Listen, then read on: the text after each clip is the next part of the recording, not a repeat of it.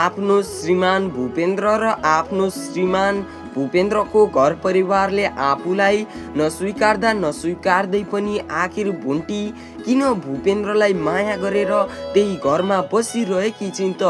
के फेरि पनि भुन्टीले भूपेन्द्रको माया आफूसँग राख्न चाहन्छन् त?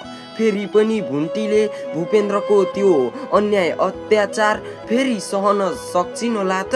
हो दर्शकबिन, अब के साँच्चीकै फेरि भुन्टी भूपेन्द्रसँग मिलेर बस्न खोजेको नै हो त? आउनुहोस् आज यसैबारे छोटो जानकारी दिनेछु।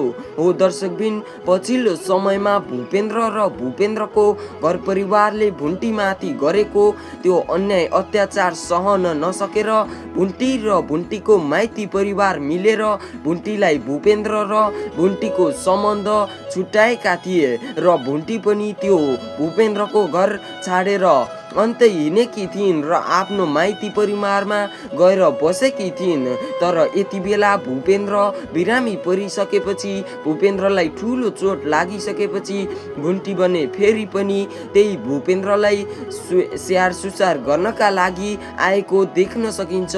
हो दर्शकबिन, यति बेला पनि भुन्टीलाई भूपेन्द्रको भाउजूहरूले नन्दहरूले अनेकौं दुःख आरोपहरू लगाउँदा पनि भुन्टी अझै पनि त्यही भूपेन्द्रलाई स्याहार सुसार गरेर बसेको देख्न सकिन्छ।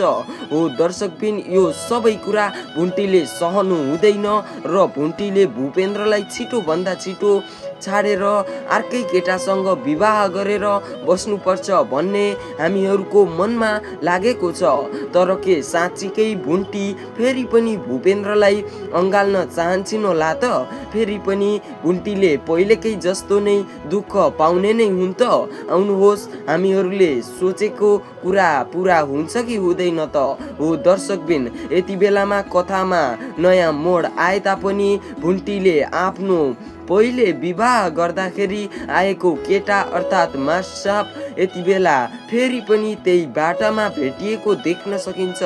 हो दर्शकबिन, अब के फेरि ती मार्सापले भुन्टीलाई माया पराउन थालेका छन्। तर यता भुन्टी भने उनीसँग तर्केर हिँडेको देख्न सकिन्छ।